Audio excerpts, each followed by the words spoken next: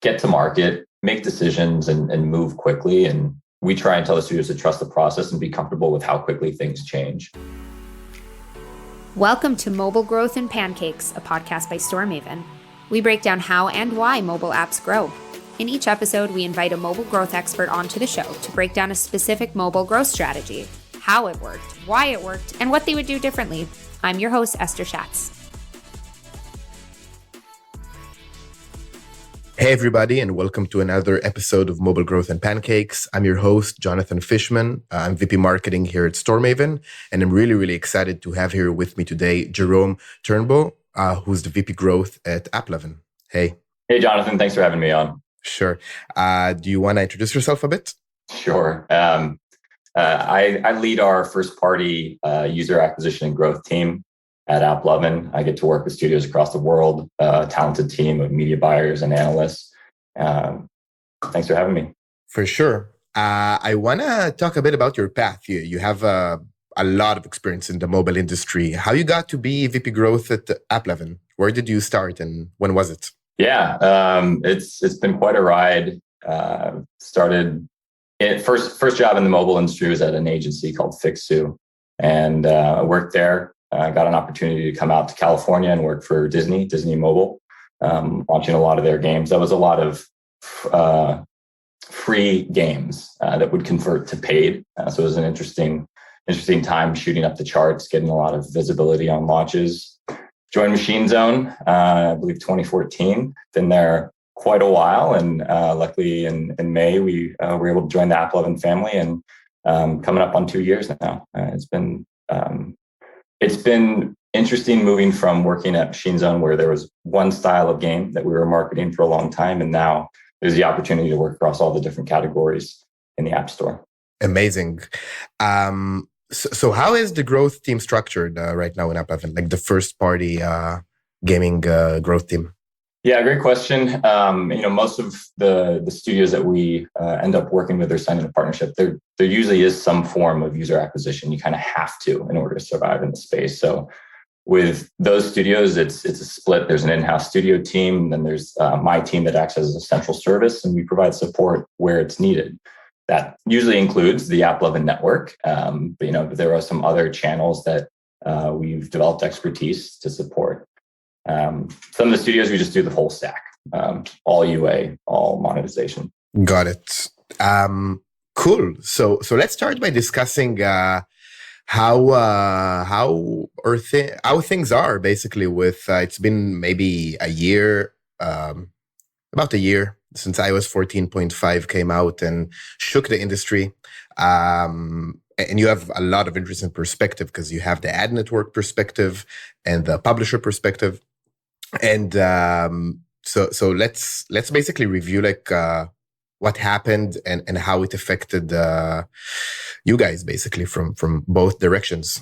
Yeah, I think it was specifically iOS 14.6 a few weeks after it was released, maybe June. But they started to push the automatic update to everyone. Yeah. And that we really started to see things change. Like it was slowly, we were tracking kind of the consent, non-consent leading up to that point. And then you really hit an inflection point there. We were ready in the sense that, how ready could you be for this? But we've been preparing a lot of our ad monetization waterfalls to handle these two different sort of paths where their IDFA was present and where it wasn't. Mm-hmm. And the team had been doing some SK ad network buying. We've learned a lot in that, since that time frame, and just continually understanding how the networks are also using these signals in order to buy. Yeah, I think that, what do you think about SK ad network these days? Somebody that I can't name told me recently that there isn't a single company in the world that actually rely on SK ad network as a viable tool for making decisions. It's a media buying tool, but there are other things that you have to use to understand your business. So it's one data set. I don't think it can be the only one in some cases. Yeah, for sure. And in terms of like the shift that at least we've been seeing from a lot of our partners who are some of the largest game companies and app companies in the world. First of all, there was a huge shift towards Android, but still until this day, although there's some kind of rebalancing happening right now, but it's still early on, a huge shift away from self-attributing networks. I think Facebook was the main one that folks shifted away from. Which makes a lot of sense because a lot of their targeting was based on their user graph, which was IDFA based, and the quality of their data quickly deteriorated. So it took some time, but like in the last earnings call, Facebook mentioned that they estimated the hit to the top line would be $10 billion, and they lost like 25% of their market cap that day. So why do you think like folks are shifting so quickly into ad networks such as AppLovin? Well, yeah, we've observed a lot of changes in Facebook buying over the past few years. It used to be a very granular targeting with hundreds or even thousands of campaigns, and slowly that got consolidated down into a few campaigns. Now it's reflected with their automated app ads product, which has done well. And then you have, SCAD coming in with that. So there are limitations in that. And I think, why would people go to the networks? I think there's good access, or there's kind of good consistency and performance in a lot of the network of gaming apps. And Facebook, I think, has really doubled down on what they have on platform is the term that they use. So that's whether that's on feed or the types of games that are kind of hooked into their system. So these networks that you're describing are a viable way to access kind of those network of gaming apps. For sure.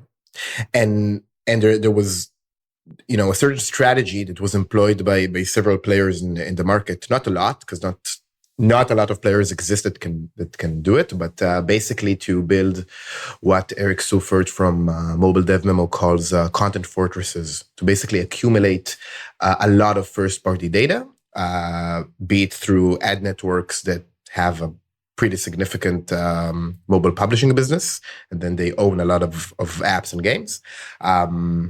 And from the other side, I think it actually happened once, but one of the most significant game companies in the US actually acquired an ad network. So we saw it happening from the other side as well. But what's the logic behind that move, in your opinion? No, I think the industry is in a mature state now where these sort of acquisitions naturally happen. And there are just opportunities available. There were also a lot of tough, I think, economic factors happening that may have contributed to some of these companies being kind of in a position to be part of a larger organization. Mm-hmm. And there are benefits too. Obviously, that the companies like Machine Zone, for example, was acquired. Now we're part of this family where we get to work across all these different games and kind of bring some of these technologies in to what was already existing at AppLovin. Yeah.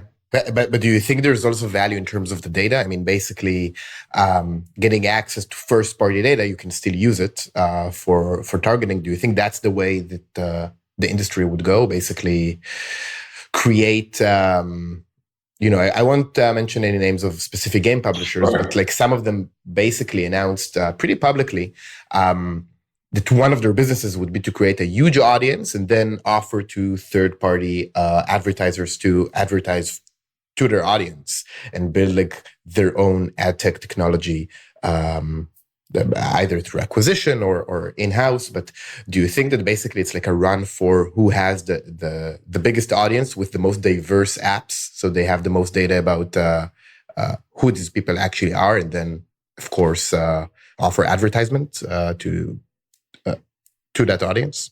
Yeah, sure. I mean, as content, you can think about this in maybe like the streaming services and how many of those are showing up now, rather than kind of working within other models. They want to create their own sort of systems of growth. So that I think you could probably apply that sort of view to the mobile industry.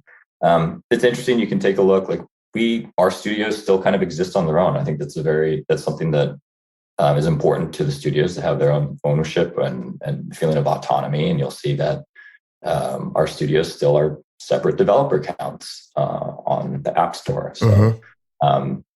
others, there's definitely value in having that data. If you were to have everyone under one account, with the same IDFB, there's some benefits to it. But we've also seen that. Who's doing that? Netflix, basically, with their own venture into gaming recently. Yeah. I think, way to bring it back to streaming again. I mean, there's it's just these content platforms. So. Yeah, it's just I just think that after this huge shock the industry took with iOS 14.5, it basically stimulated a lot of thinking about the importance of actually owning an audience. And another talk track or thought track, which was how do we actually think about this distribution again? Like, can we actually rely that deeply on Apple and then of course Google, that also announced their own guidelines recently. Mm-hmm. And Netflix, I mean, it's a really innovative and creative way of thinking about it, but their strategy is really cool, because if you think about it, the amount of daily active users or monthly active users that Netflix have, and the fact that they own the app, so they know which games they can surface at the top to, a lot. I think it's like almost, can't remember the exact number, but it's like more than 100 million users that actually see it in the app, and then they can drive such insane traffic that if they focus on that, they don't need Apple to basically promote their apps and getting featured and all of that. They control the distribution through an asset that they own. So I think that's really creative. Yeah, Netflix as an example that you highlight, they've done an amazing job in their recommendation engine. It's been something where there's a bunch of A/B testing happening there. What sort of images, what order are you seeing things, what recommendations are there? And that's very similar to the sort of decision-making processes that mobile gaming companies or mobile companies need to make when they go out and they try and acquire users, or they try and keep them engaged in their games. So it's a good analogy that you have there. Yeah, I think that certain game publishers, at least those with a huge portfolio of games and IP, can follow the same steps. I mean, they can create with cross promotion, and they can basically create their own fortress to basically own a better way distribution of their games instead of relying on Apple, because it's just not going anywhere. I mean, if you look at Google and what they announced with Google Play and the privacy sandbox, it's coming everywhere. I mean, the kind of suggestions and proposal that Google have put in place in terms of privacy, in my view, are like half of them are better than Apple, and they definitely are more transparent about it. And they've given the industry about, I would say, 2 years before they implement it, which is a solid amount of time. But the way that they actually propose to implement privacy is a bit more aggressive.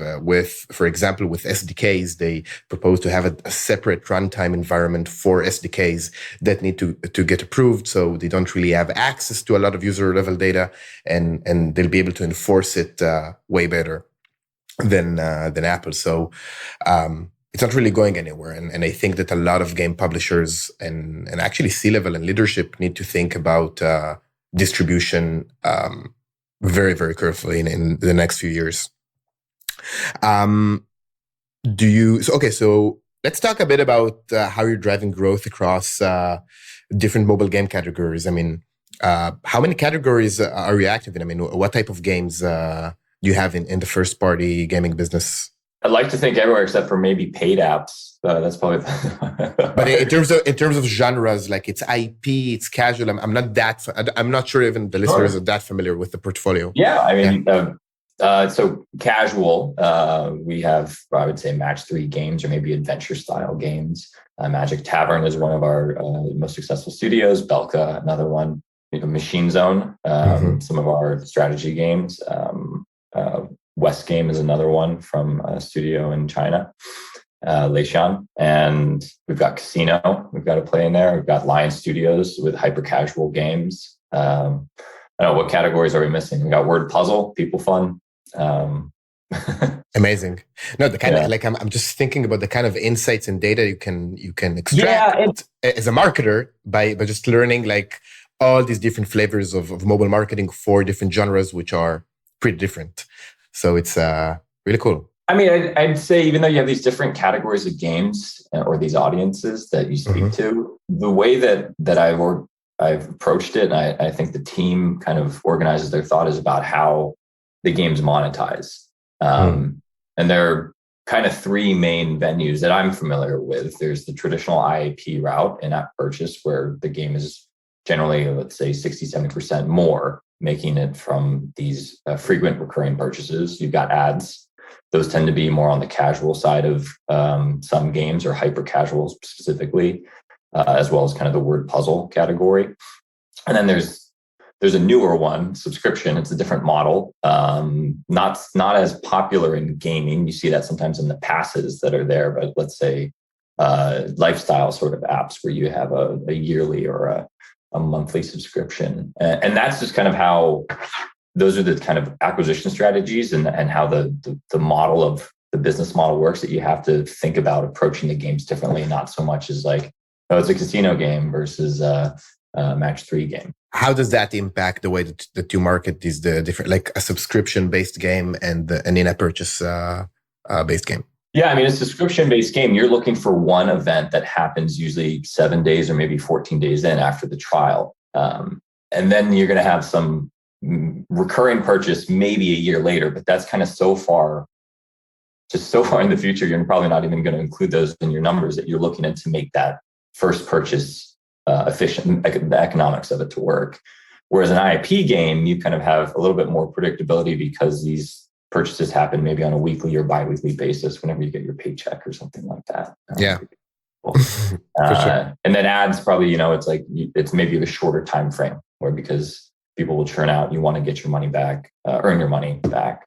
Yeah, I think it's the most predictable because it doesn't really matter who is the person, because retention is pretty low in this type of, like in the hyper casual space at least. So it's pretty predictable and less dependent on who the person is, and all the way to what you said regarding subscriptions, which is more... how frequent is the kind of monetization happening? And as you're saying, the ads, there are more signals coming back in an ads game where you can have retention metrics, or you know how many ads you're watching, things like that. So how do you see game marketing and UA teams, or based on the work that you've been doing, deal with the challenges that are actually in the other side of the spectrum, where the game actually depends on, it's a term from casino games, but whales, or like really big spenders, and their percentage in the population is not that high. In the past, in the old world, it was pretty straightforward because folks would communicate that with an ad network, let's say even Facebook.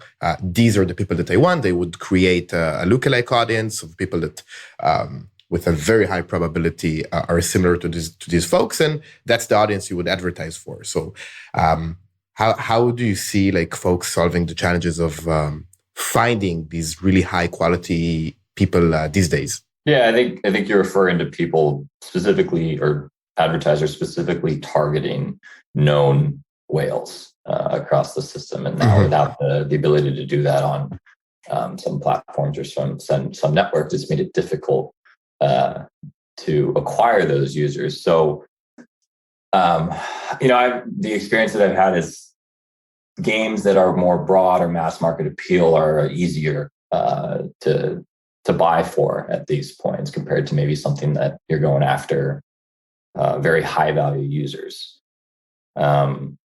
So that could affect, let's say, the casino space. It could also make it more challenging for some of these Forex hardcore strategy games to acquire users. Yeah, for sure. It's also, I actually saw the same instance with an app. It was an app for it's like half a game, half an app. It was to teach folks piano. Like you have a piano and you can play it, and first of all, their entire acquisition funnel depends on the fact if somebody has a piano or not, which makes it way worse. And then they can try it out, and the subscription, as you said, happens, I think, 10 days or a week or 14 days after. And that's what really prevented them from relying on SK Ad Network, because the event was too late for them to get a signal back. But yeah, it's definitely. I mean, that's interesting because you need to have a piano or an interest in piano. So I don't know if there was the concept of like this device ID or this advertising ID has a piano, right? I mean, I'm confident. The contextual things there already, but I'm confident that somewhere at Facebook servers, a user graphic existed that said that I have a guitar. I'm pretty sure. Yeah. But I mean that's sort of information that someone has shared on the platform, and that still exists. If you wanted to serve an ad to someone that has an interest in Fender guitars, that's still available. But I think you're bringing up an example where maybe it's a very niche app, maybe it's a health app or something that is kind of specific to a population where advertising on a game interstitial might not be the most efficient way, and you have to find some other clever ways, whether it's kind of working with content or channels that are relevant to the app's product. For sure. So, a coloring game, a hidden object game, I can see some similarities between kind of the action that a user is taking in those sort of games, or kind of the mechanic of them, right? Mm-hmm. And so by going the custom product page, without going too far off of the kind of true, nature of the game, that's not the right word, but like the true feeling of the game, you can position it in a way to then make it more relevant to that audience. So maybe it makes sense for them to integrate some of those elements directly into June's journey, or have a mini game that has some sort of aspect, right? And then, foreground that in the tutorial, run some tests, have a custom product page so that there's a kind of connection or thread from the ad to the page to the experience in the game. How far along are they? Have they shared any results? It sounds like amazing.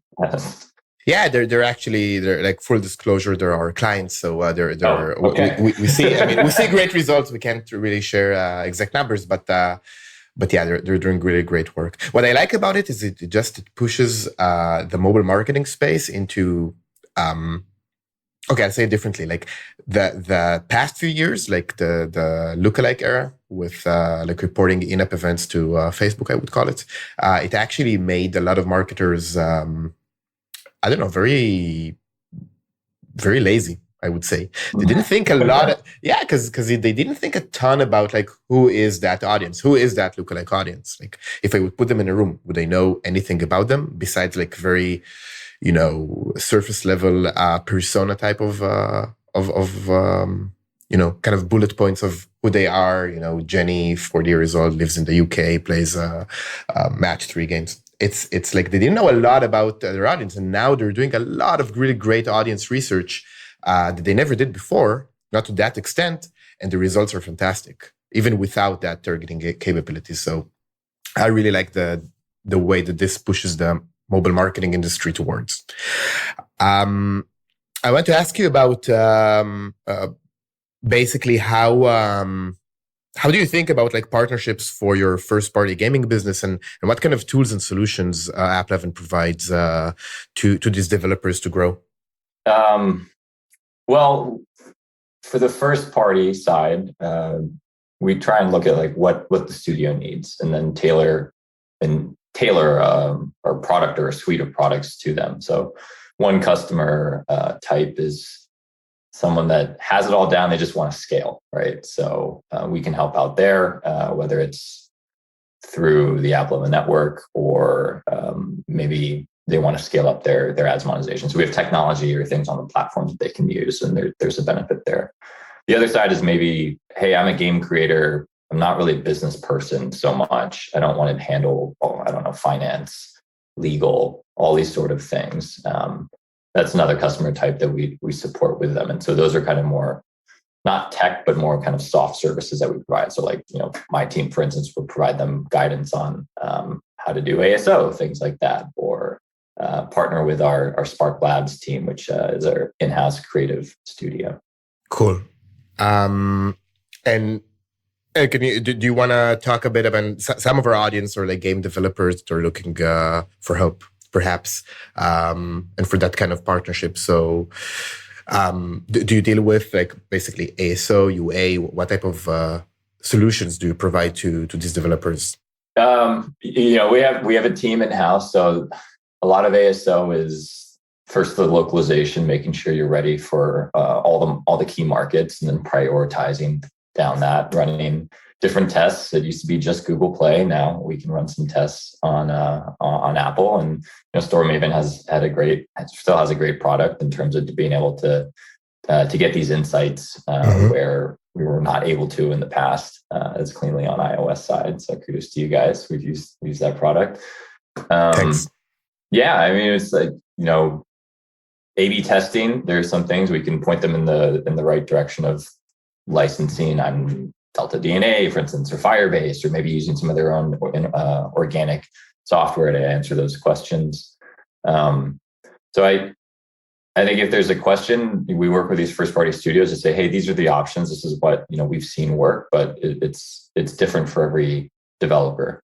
Got it. Cool. So we are running a bit out of time, but I want to ask you a few questions we ask all of our guests. So the first one is, if you could give just one tip to an aspiring mobile growth marketer, somebody that wants to get into the industry these days, after everything that happened, what would it be? Yeah. The first thing I think is that I've seen with a lot of developers that we worked with is there's a lot of time spent in the research stage. And it's important to know what your audience is or what you're building, but also it's get to market, make decisions and move quickly. And we try and tell the studios to trust the process and be comfortable with how quickly things change. So examples of when you launch and maybe you're doing a technical beta in some country on the other side of the world and you're there for too long, you want to get into the market where things are going to be real and you can validate a lot of the assumptions that you have. Great.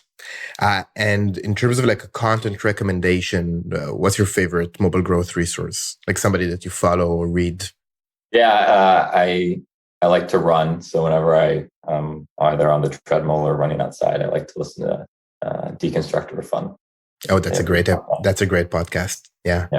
I actually recommended, we're sending out a newsletter today, and we're actually recommended a really, really cool episode there around getting soft launch right. I think it's with Wooga as well. Yeah. So check it out. I will check that out. It goes back to what we were just talking about. Yeah. Get market, where are you going to soft launch, trying to get to. Definitely. Yeah. And the most important question, what is your favorite flavor of pancake? I'll share two. One is chocolate pancakes. We'd always have that at Thanksgiving with my family, but my mother's Korean. There's a Korean pancake called pachon, which is a scallion. Oh, wow. What's that? Yeah, I mean, there's different versions. It could have seafood in it, but it's a fried pancake that you have probably at dinner or lunch. Awesome. I have to try it. Yes. I was waiting for so many episodes for like banana and maple or bacon and maple answer. That was fantastic. I'm going to try that. Yeah, definitely more on the savory side for this one. So awesome. And lastly, where can people find you if they want to reach out and talk about anything related to mobile growth, marketing? Just that's a chat. Yeah. Yeah. I'm in the Dallas Fort Worth area, which is in Texas in the United States. Yeah.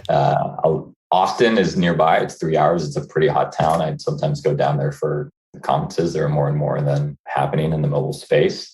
LinkedIn. And if you want to know more about AppLovin, about the tools and services that we have, you can also check out our blog and our website. Awesome. And the links would be in the description of the episode, so you can find them there and go visit AppLovin website.